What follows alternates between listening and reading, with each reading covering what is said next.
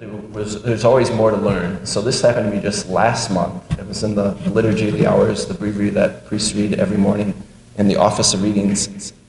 A saint who I don't even remember seeing his name before, and I've only read that probably 25 times, since I was in seminary, so a little embarrassing. But the saint's name is Saint Fulgentius, Fulgentius. I think I'm pronouncing that right. So he says just in this little essay on the Mass, he says the sacrifice of the Mass is offered to proclaim the Lord's death.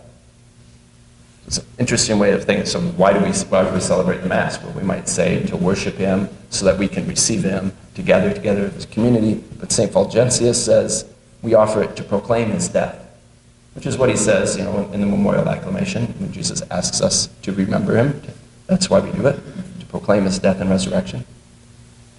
He goes on to say it is offered in remembrance of him who laid down his life for our sake. The Mass is offered to remember Christ's great love for us. Perhaps obvious, but I never thought of it that way. We offer the Mass to remember how much Jesus loved us. Since Jesus died for us out of love, at every Mass, St. Fulgentius goes on, we can ask for the grace to love like him.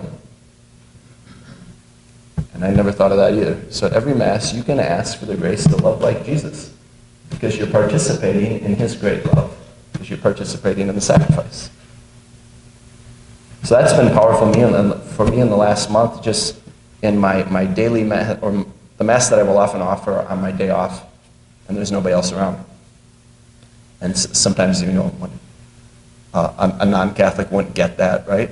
Sometimes even Catholics don't get that. Oh, you celebrate Mass when there's nobody there? Why would you do that?